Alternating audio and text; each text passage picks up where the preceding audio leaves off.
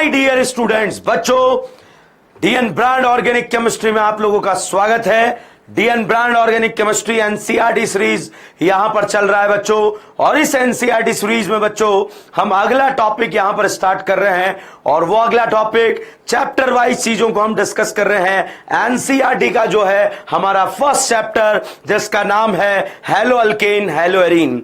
बहुत सारे स्टूडेंट का मैसेज आ रहा है, सर वन शॉट में वन चैप्टर। भाई साहब, मैं वन शॉट में वन चैप्टर खत्म कर ही नहीं सकता। मैं आपका चैप्टर फिनिश नहीं करा रहा हूं, मैं आपको टाइम दे रहा हूं, इतना पढ़ लो बेटा। और ये क्वेश्चन आपको नहीं छोड़ने हैं, क्योंकि इस तरह के क्वेश्चन आपके नीट एग्जाम में पूछे गए हैं। ठीक है, प्लान वो चल रहा है। मैं एनसीईआरटी का चैप्टर नहीं पढ़ा रहा हूं आपको। इस चैप्टर में मेडिकल एग्जाम में पॉसिबिलिटी प्रोबेबिलिटी क्या है क्वेश्चन आने की, वो बात यहां पर हम कर रहे हैं बच्चों। तो बच्चों, यहां तक के एपिसोड में हमने खत्म किया था कि SN1 SN2 का रेट कैसे कंपेयर करते हैं, और चीजों को हमने डिस्कस कर लिया था।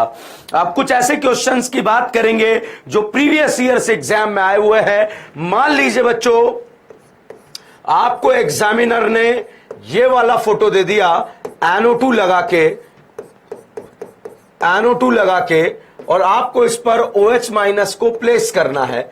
तो सबसे पहले तो OH- को आप यहां पर जो है Cl को रिप्लेस कर OH तो लगा दोगे, मगर रिएक्शन आपसे पूछा जाए SN1 होगा या SN2 होगा या इनडायरेक्ट NSR होगा। तो बच्चों यहां पर ध्यान से देखिएगा, इस कार्बन हैलोजन के बीच में डबल बॉन्ड कैरेक्टर है, और इस बॉन्ड को तोड़ना आसान नहीं है। आसान नहीं है तो बच्चों ये इनडायरेक्ट NSR होगा, और इनडायरेक्ट NSR जो यहां पर रहेगा वो डायरेक्ट के कंपैरिजन में स्लो होता है। ना तो ये कभी SN1 देता है, ना कभी SN2 देता है। तो फिर क्वेश्चन आता है रिएक्शन प्रोसीड कैसे करता है। तो भाई साहब यहां पर रिएक्शन कैसे प्रोसीड करता है देखिएगा। ये पाई बॉन्डेड सिस्टम है बेटा। इस पर अगर इसका मैक मतलब मैकेनिज्म के बारे में चर्चा करें, मैकेनिज्म क्यों चर्चा कर रहा हूं वो भी बात आप समझ लीजिएगा। यहां पर हमने जो है इस तरह का स्ट्रक्चर बना दिया, और इस स्ट्रक्चर में हम यहां पर बात कर रहे हैं। तो जैसे ये पाई बॉन्ड घूमा बेटा इधर, तो घूमने पर यहां पर एनाइन और यहां पर कैटाइन, जो कि गलत हो जाएगा। इसीलिए हम इस पाई बॉन्ड को इधर मूव कराएंगे, तो -M वाले ग्रुप के नजदीक तो एनाइन बना और यहां पर कैटाइन बना। और इस कैटाइन पर बच्चों अगर आप देखेंगे, OH- आकर एज अ न्यूक्लियोफाइल अटैक करेगा। तो न्यूक्लियोफाइल ने अटैक कर दिया है, और अटैक करने के बाद बच्चों यहां पर प्रोडक्ट का फॉर्मेशन अभी नहीं हुआ है। जैसे ही अटैक करा, अटैक करने के बाद एक इंटरमीडिएट यहां पर बना एनाइन, और इस एनाइन को स्टेबल कौन कर रहा है? इलेक्ट्रॉन विड्रॉइंग ग्रुप स्टेबल कर रहे हैं। NO2 का -M इफेक्ट लगता है, -M इफेक्ट इलेक्ट्रॉन लेकर इस एनाइन को क्या कर देगा? स्टेबल कर देगा, और स्टेबल कर देगा तो यहां वाला एनाइन स्टेबल हो गया। यहां बेटा 3 ग्रुप -M ग्रुप लगे हुए हैं, 3 ग्रुप -M ग्रुप लगे हुए हैं, तो 3 ग्रुप एनाइन को स्टेबल करेंगे। और फाइनली अगर ये लोन पर वापस गिरे तो ये Cl यहां से बाहर निकल जाता है, और जब बाहर निकलता है तो Cl बेटा यहां से फास्ट स्टेप में बाहर निकल रहा है, स्लोएस्ट स्टेप में बाहर नहीं निकल रहा है। और नहीं निकल रहा है तो ये रिएक्शन का फास्ट स्टेप हुआ, और ये वाला रिएक्शन का बच्चों स्लोएस्ट स्टेप हुआ। जो स्लोएस्ट स्टेप होता है उस स्लोएस्ट स्टेप को क्या बोलते हैं? RDS। तो बच्चों अगर कोई पूछे कि डायरेक्ट NSR फास्ट होता है या इनडायरेक्ट, तो बोल देना भाई साहब डायरेक्ट फास्ट होता है। इनडायरेक्ट में इंटरमीडिएट क्या बनता है? एनाइन बनता है, और इस एनाइन को स्टेबल कौन करता है? इलेक्ट्रॉन विड्रॉइंग ग्रुप स्टेबल करते हैं। अगर विड्रॉइंग ग्रुप जुड़ेंगे तो एनाइन स्टेबल होगा, और जितना स्टेबल एनाइन होगा रेट ऑफ रिएक्शन उतना ही ज्यादा होगा। तो यहां पर बच्चों ध्यान रखना, जब डबल बॉन्ड कैरेक्टर यहां पर दिए होंगे, इसको बहुत क्लियर लिख देता हूं, जब double bond character carbon halogen में यहां पर दिए होंगे तो उस कंडीशन में बच्चों यहां पर जो रिएक्शन होगा वो डायरेक्ट एनएसआर ना होकर के इनडायरेक्ट एनएसआर होगा, और इनडायरेक्ट एनएसआर में जो इंटरमीडिएट बनता है वो इंटरमीडिएट बच्चों एनाइन बनता है, कार्बेनाइन बनता है। और इस कार्बेनाइन को स्टेबल बच्चों इलेक्ट्रॉन विड्रॉइंग ग्रुप करते हैं, तो मतलब विड्रॉइंग ग्रुप जुड़ जाएंगे। अगर विड्रॉइंग ग्रुप जुड़ जाएंगे तो इस रिएक्शन का रेट क्या हो जाएगा, इंक्रीज हो जाएगा। और इस तरह से बच्चों आप यहां पर कंपैरिजन कर सकते हैं। तो बच्चों ये कहानी मैंने ये लिखी कि अगर विड्रॉइंग ग्रुप जुड़ते हैं तो रिएक्शन का रेट बढ़ जाता है, और अगर डोनेटिंग ग्रुप जुड़ते हैं तो रिएक्शन का रेट कम हो जाता है। इस तरह का क्वेश्चन बच्चों आपसे पूछा जा सकता है।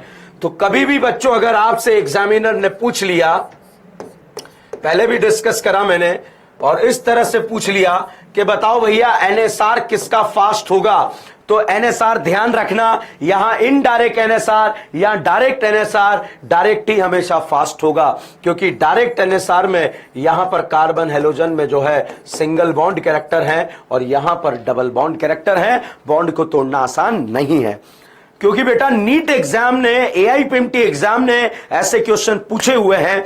तो अब हम कंपैरिजन करने जाएंगे जो हमारे प्रीवियस ईयर्स एग्जाम में यहां से रिलेटेड क्वेश्चंस आए हैं। तो बच्चों देखिएगा यहां पर ये पहला क्वेश्चन हमारे एग्जाम में आया कि भाई साहब न्यूक्लियोफाइल ने अटैक करा, लिविंग ग्रुप को यहां से बाहर निकाला और यहां पर प्रोडक्ट ऐसा बन गया।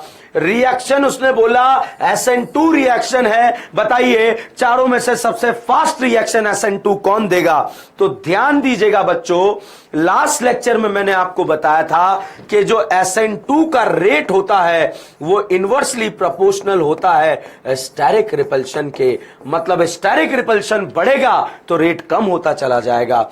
तो बच्चों यहां पर ये अल्फा, ये बीटा, बीटा कार्बन पर 2 बल की ग्रुप, रेट कम होगा। यहां ये अल्फा, ये बीटा, बीटा कार्बन पर 3 बल की ग्रुप, मैं तो कहूंगा ये वाला जो है कभी भी SN2 रिएक्शन नहीं देता, क्योंकि बीटा कार्बन जो है बहुत ज्यादा स्टेरिकली क्राउडेड है। और यहां पर बेटा अगर आप देखें ये अल्फा, तो यहां पर एक बड़ा ग्रुप जुड़ा हुआ है, और यहां पर अगर आप देखें और बड़ा ग्रुप जुड़ा हुआ है इथाइल। तो इस वजह से आप यहां पर ये कह सकते हैं कि भैया सी वाले पर स्टेरिक रिपल्शन कम है, इसलिए इसका रेट क्या हो जाएगा, ज्यादा हो जाएगा। तो बच्चों रिएक्शन में साफ साफ पूछा था कि SN2 का रेट सबसे फास्ट कहां पर होगा, तो सबसे फास्ट बच्चों यहां पर सी वाला आंसर आएगा। यह क्वेश्चन बच्चों AIPMT 2008 में पूछा गया, NCERT से as it is. Last lecture में मैंने आपको बीटा कार्बन पर स्टेरिक रिपल्शन वाले इंटेक्स वाले एग्जाम्पल बताए थे। आप देखिएगा यहां पर मैं आपको बता रहा था कि बीटा कार्बन पर स्टेरिक रिपल्शन बढ़ता है, तो किस तरह से जो है क्वेश्चन। अब आप देखिए बेटा, ये क्वेश्चन देखिए, ये देखिएगा बेटा, यहां पर जिस कार्बन से हैलोजन जुड़ा वो कार्बन अल्फा और उसके पास वाला बीटा, बीटा पर स्टेरिक रिपल्शन बढ़ रहा है। तो बच्चों स्टेरिक रिपल्शन बढ़ने पर रेट कम हो जाएगा। तो बच्चों आप देखिए as it is similar concept वहां पर पूछा गया। तो ऐसे क्वेश्चन हमारे एग्जाम में पूछे जा सकते हैं। एनसीईआरटी सीरीज आपको यह बताएगा कि आपको ये इंटेक्स तो छोड़कर नहीं जाना है, क्योंकि यहां से क्वेश्चन बार बार पूछा जा रहा है। तो देखिएगा बच्चों यहां पर इस तरह का क्वेश्चन, ये हमारा पहला क्वेश्चन जो AIPMT 2008 में पूछा गया। अब दूसरा क्वेश्चन था AIPMT 2010 में पूछा गया। भाई साहब उसने ना बोला कि भाई ना NSR बताओ, ना SN1 बताओ, ना डायरेक्ट बताओ, ना इनडायरेक्ट बताओ। 2 तो इनडायरेक्ट वाले दे दिए और 2 डायरेक्ट वाले दे दिए। अब भाई साहब आपको डिसाइड करना था कैसे, तो क्रिस्टल क्लियर बात है बेटा, NSR में ये तो क्रिस्टल क्लियर है 3 और 4 का रेट 1 और 2 से ज्यादा होगा। 3 और 4 का रेट जो है 1 और 2 से ज्यादा होगा, क्योंकि यहां पर कार्बन हेलोजन में डबल बॉन्ड कैरेक्टर है और इस बॉन्ड को तोड़ना आसान नहीं है। अब बच्चों 3rd और 4th में कंपेयर करें, टर्शरी हैलाइड बेटा अगर हम देखें SN1 रिएक्शन देता है, कार्बोकेटाइन बनता है, तो जितना स्टेबल कार्बोकेटाइन बनेगा रेट उतना ज्यादा होगा। तो 3rd वाला मोर रिएक्टिव देन फोर्थ वाला। अब 1 और 2 में अगर आप देखें यहां पर कार्बन हेलोजन में डबल बॉन्ड कैरेक्टर है, डायरेक्ट देगा या इनडायरेक्ट देगा? भाई साहब इनडायरेक्ट देगा, और इनडायरेक्ट में इंटरमीडिएट अनाइन बनता है और उस अनाइन को विड्रॉइंग ग्रुप स्टेबल करते हैं। इस वजह से second is more reactive than first. तो this is the rate of NSR.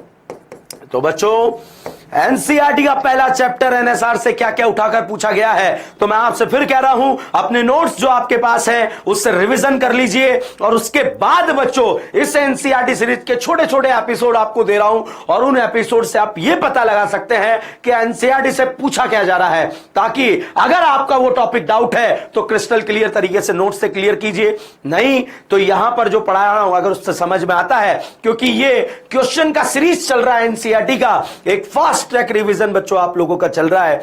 एक साथ अगर आपको दे दूंगा तो बेटा दिमाग का कचरा हो जाएगा। हमें आपका जो बिजी शेड्यूल चल रहा है उसको चलने दीजिए, उसमें से 30-35 मिनट निकालिए और इसे देखिए, और उसके बाद जो है अपने कॉन्सेप्ट के ऊपर इसको अप्लाई कर लीजिए, ठीक है, ताकि ऐसे क्वेश्चन आपके गलत ना हो पाए। बच्चों AIPMT 2011 में क्वेश्चन ये पूछा गया, क्वेश्चन क्या था? क्वेश्चन पूछा गया भाई मैकेनिज्म का क्वेश्चन मार्क है कि SN2 है SN1 है। बच्चों रिएक्टेंट भी दे दिया, प्रोडक्ट भी दे दिया, रिएक्टेंट भी दे दिया, प्रोडक्ट भी दे दिया। तो बच्चों अब यहां पर इससे कोई फर्क ही नहीं पड़ेगा इसको देखने से कि रिएक्शन SN1 होगा SN2 होगा।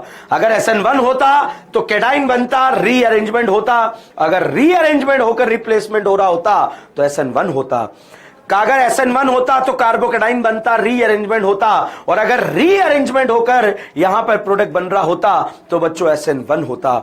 इस तरह से आप यहां पर कंपैरिजन कर सकते थे, ठीक है। तो यहां पर बच्चों आप देखिएगा यहां से Br हटा, यहीं पर न्यूक्लियोफाइल जोड़ दिया, भाई साहब क्रिस्टल क्लियर है। अगर 1 होता तो कैटाइन रीअरेंज कर जाता, मगर नहीं करा। ये कौन सा रिएक्शन है? SN2 reaction. ये आपको गुमराह करने के लिए दिया गया है। भाई पहचाना कैसे? अरे रिएक्टेंट से प्रोडक्ट बन चुका है, रिएक्शन हो चुकी है बेटा, या तो SN1 हुई है या SN2 हुई है। SN1 क्यों नहीं है? क्योंकि रीअरेंजमेंट नहीं हुआ, यहां भी रीअरेंजमेंट नहीं हुआ, तो ये भी कौन सा रिएक्शन है? SN2 reaction. तो फर्स्ट और सेकंड दोनों में बेटा मैकेनिज्म कौन सा है? SN2 reaction. तो ध्यान रखिएगा जब आपको रिएक्टेंट से प्रोडक्ट बनाकर दे दिया गया उस समय अगर डिसाइड करना होगा तो भैया डायरेक्ट SN2 बोल देना, अगर रीअरेंजमेंट नहीं हो रहा है तो, ठीक है, और अगर हो सकता है फिर भी नहीं हुआ तो SN2 रिएक्शन है। इस तरह से बच्चों ऐसे क्वेश्चन कई बार पूछे गए हैं। देखिएगा अगला क्या क्वेश्चन पूछा गया, ये question rate of NSR AIPMT 2011 में यहां पर पूछा गया कि भैया एनएसआर का रेट कंपैरिजन कर दो, किसका एनएसआर का रेट ज्यादा होगा। तो कंपैरिजन कर रहे थे, यहां भी कार्बन हेलोजन में बेटा डबल बॉन्ड कैरेक्टर, यहां भी डबल बॉन्ड कैरेक्टर, यहां भी डबल बॉन्ड कैरेक्टर, यहां भी डबल बॉन्ड कैरेक्टर। तो भाई साहब डबल बॉन्ड कैरेक्टर होने की वजह से इनडायरेक्ट एनएसआर होगा, इनडायरेक्ट में इंटरमीडिएट अनाइन बनता है, और विड्रॉइंग ग्रुप बच्चों यहां पर अनाइन को स्टेबल करता है, इसलिए सेकंड वाला मोस्ट रिएक्टिव था। तो जो आपके एग्जाम में पूछा गया था वो मोस्ट रिएक्टिव पूछा गया था, मोस्ट रिएक्टिव पूछा गया तो आंसर सेकंड आया। क्वेश्चन आता है सर पता कैसे लगेगा? SN1 देखना, SN2 देखना, इनडायरेक्ट देखना। भाई साहब SN1 तो दे ही नहीं सकता है क्योंकि डबल बॉन्ड कैरेक्टर है, इसलिए इनडायरेक्ट देखना, और इनडायरेक्ट में इंटरमीडिएट क्या बनता है? एनाइन बनता है। इस तरह से बच्चों आप आसानी से यहां पर क्वेश्चन को सॉल्व कर सकते हैं। अब देखिएगा 2014 जब AIPMT का दौर चल रहा था, AIPMT अपने रौंद रूप पे चल रहा था, मतलब मरते थे स्टूडेंट यहां पर इस एग्जाम के थ्रू जो है कि उनका एडमिशन किसी नेशनल लेवल मेडिकल एग्जाम में हो जाए, और कट ऑफ भी 490-500 के बीच में जो है किसी न किसी को कहीं ना कहीं कोई ना कोई मिल जाता था। मतलब 500 वाला जिसके 500 मार्क्स आए हैं वो अपने आप को जो है कंफर्म सिलेक्शन मानता था कि मेरा सिलेक्शन हो जाएगा। तो बच्चों उस समय क्वेश्चन आया विल अंडरगो रेसिमाइजेशन। रेसिमाइजेशन बच्चा मतलब SN1 रिएक्शन की बात कर रहा है, तो भाई साहब ये भी देगा, ये भी SN1 देगा, ये भी दे देगा और ये भी दे देगा। तीनों जगह SN1 हो सकता है, कहीं स्लो होगा कहीं फास्ट होगा।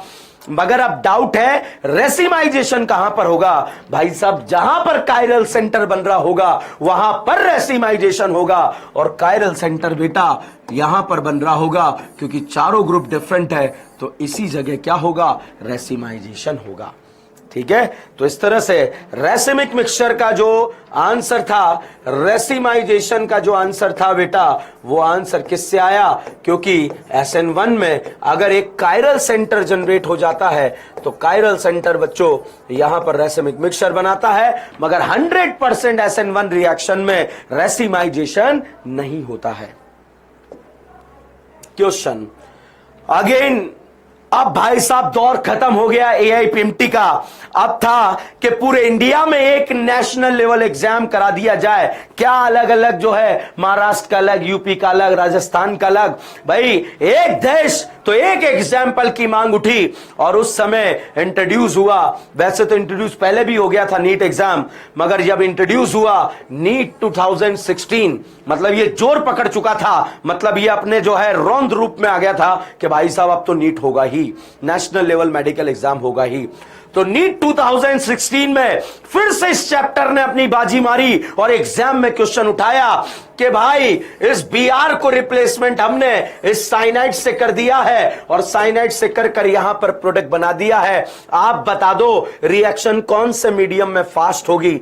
CN माइनस स्ट्रॉन्ग न्यूक्लियोफाइल है, SN2 रिएक्शन है। सर SN1 क्यों नहीं? भैया रिएक्टेंट से प्रोडक्ट बना दिया है, रीअरेंजमेंट नहीं हुआ है, SN2 है। स्ट्रॉन्ग न्यूक्लियोफाइल दिया है, SN2 है। और इस जगह जो सॉल्वेंट रिक्वायरमेंट होता है वो रिक्वायर होता है बेटा पोलर एप्रोटिक सॉल्वेंट। तो यहां पर बेटा जो पोलर एप्रोटिक सॉल्वेंट है वो DMF है, और DMF मतलब NN डाइमिथाइल फॉर्मामाइड। तो इसी में जो है SN2 का रेट बढ़ जाएगा। तो बच्चों रिएक्शन, इस चैप्टर का इंपॉर्टेंस आप समझिएगा। अगर ये चैप्टर नहीं आता है तो अल्कोहल और ईथर भी बर्बाद हो जाता है, क्योंकि इससे रिलेटेड वहां पर भी क्वेश्चंस बनते हैं।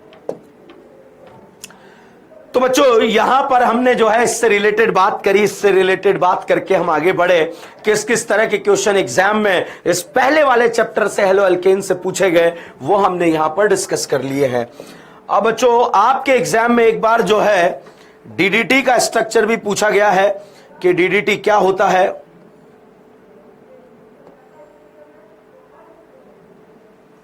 तो DDT dichloro diphenyl trichloroethane, this is called DDT। बच्चों एग्जामिनर ने क्या पूछा कि भाई साहब जब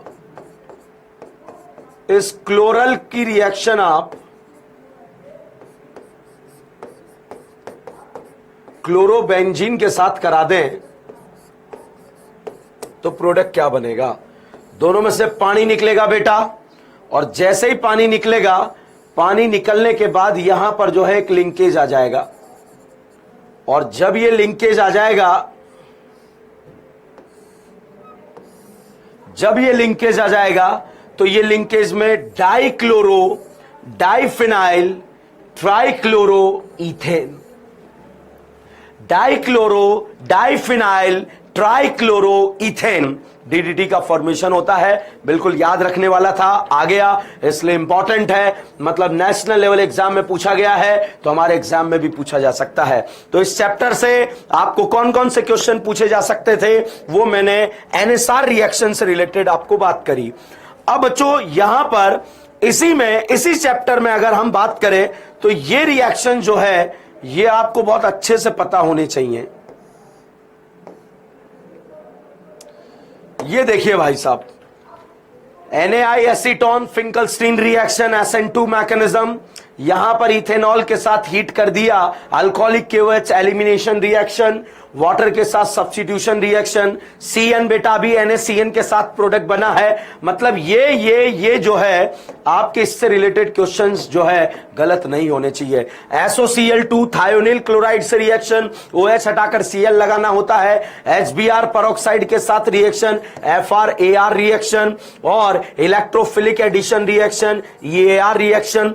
तो बच्चों इसके बाद ये क्वेश्चंस आप जरूर करके जाएं, सॉल्व करके जाएं, डाउट नहीं होना चाहिए, क्योंकि ये क्वेश्चन भी एग्जाम में पूछे गए हैं। अभी मैंने आपको NaCN से रिलेटेड बात बताई। अब बच्चों इसी में जो है पूरे चैप्टर में एनएसआर की बात करी, एक जगह भाई साहब ईएसआर भी हो जाता है, और ईएसआर कैसे होता है वो अभी हम बात करते हैं।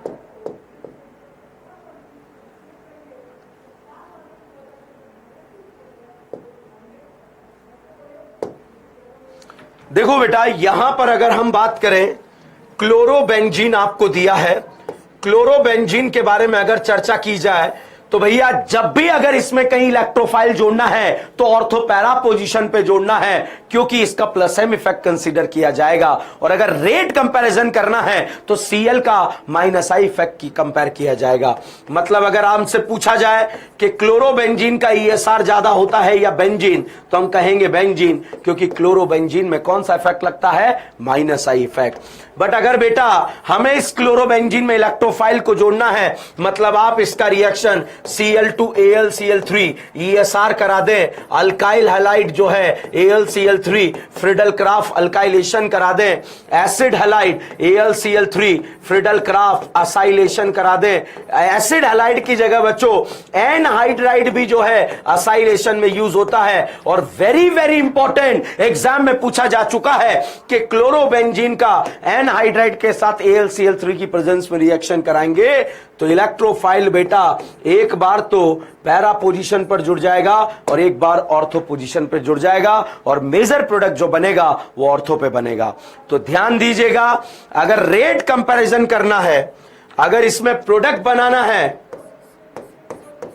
तो इलेक्ट्रोफाइल आप जो है ऑर्थो पैरा पोजीशन पे जोड़ेंगे।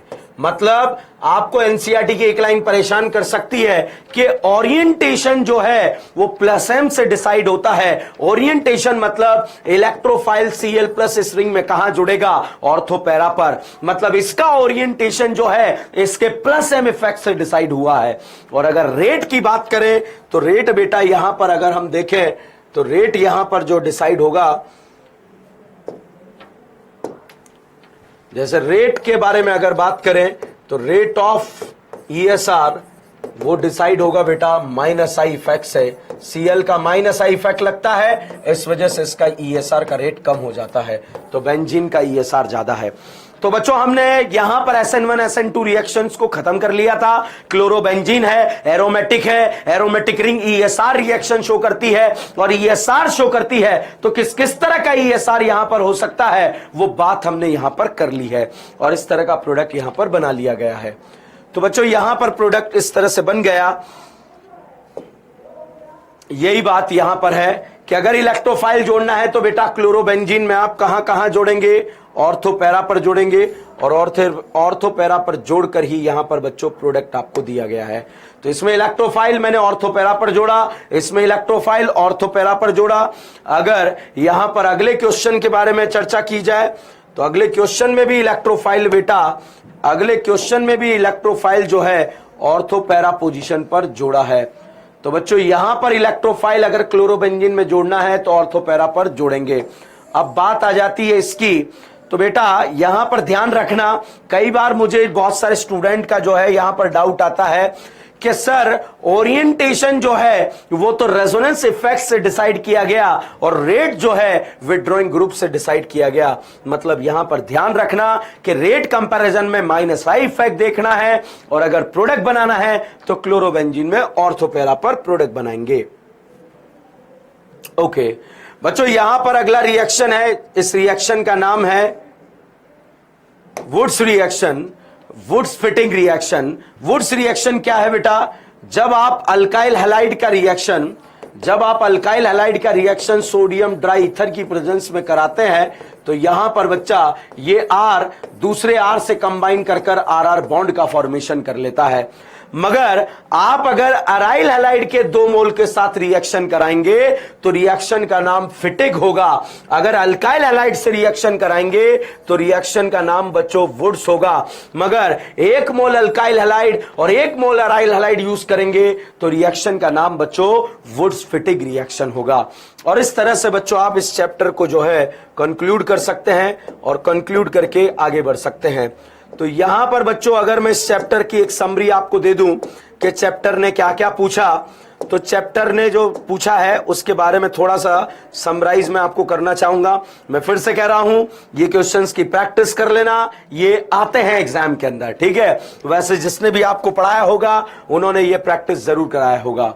एक कन्वर्जन वाले क्वेश्चन, कन्वर्जन आपको पता होना चाहिए, टॉल्विन को बेंजाइल अल्कोहल में कैसे कन्वर्ट करते हैं, तो कन्वर्जन है।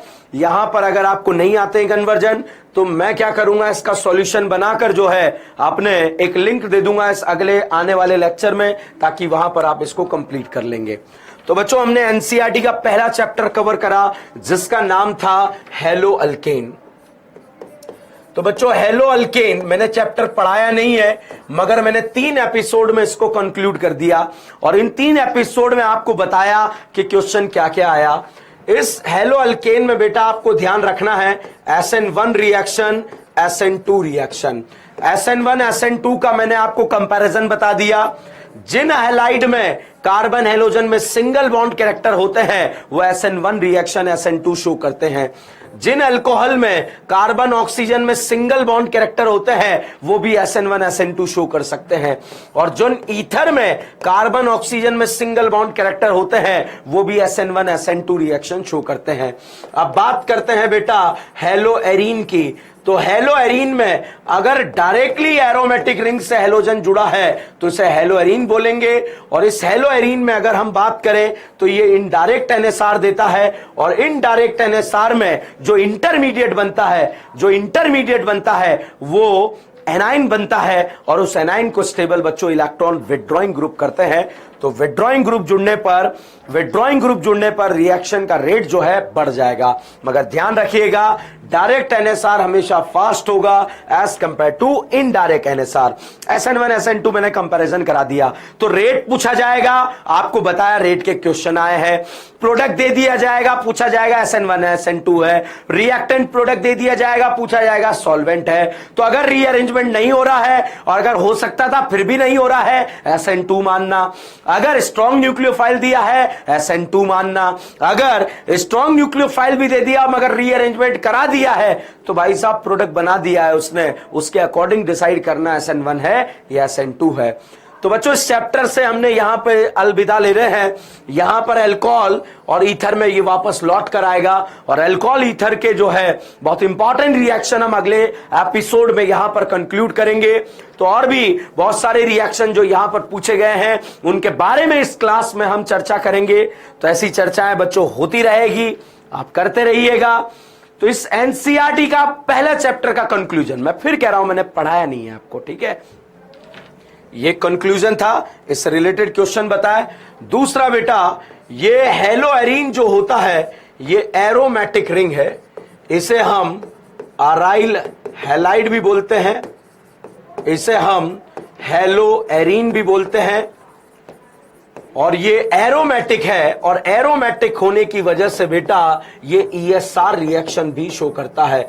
तो ESR रिएक्शन में अगर इसमें आपको इलेक्ट्रोफाइल जोड़ना है तो ऑर्थो पैरा पर जोड़ना, और अगर आपको इसमें प्रोडक्ट बनाना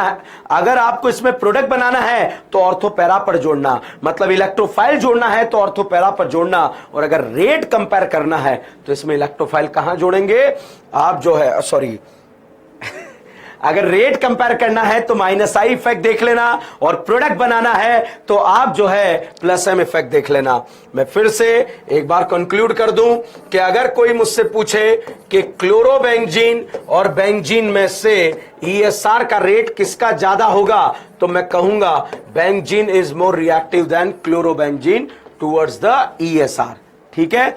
बट अगर मुझे प्रोडक्ट बनाना है मतलब ओरिएंटेशन इलेक्ट्रोफाइल का कहां जाएगा, मतलब इस क्लोरोबेंजीन में अगर इलेक्ट्रोफाइल जोड़ना है बेटा तो आप ऑर्थो पे भी जोड़ेंगे, पैरा पर भी जोड़ेंगे। जनरली जो मेजर प्रोडक्ट बनता है वो पैरा पोजीशन पर आकर बनता है।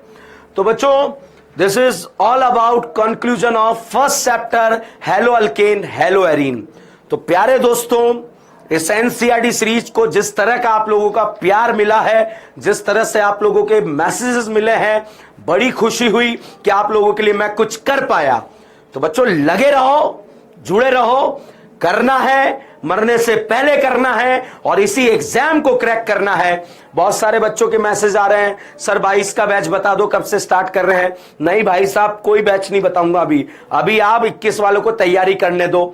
और अगर कोई 21 वाले 22 को टारगेट कर भी रहे हैं तब भी भैया अभी आप तैयारी करो, कोई टारगेट नहीं है, अभी आपका टारगेट ओनली 21 है। और जो 22 में एग्जाम देना चाहते हैं थोड़ा सा पेशेंस रखिए, जैसे इन बच्चों का एग्जाम हो जाएगा ताकि ये डिस्ट्रैक्ट ना हो जाएं, इसीलिए उसके बाद जो है आपको मिल जाएगा कि डीएन ब्रांड जो है कब से अपने बैचेस स्टार्ट कर रहा है।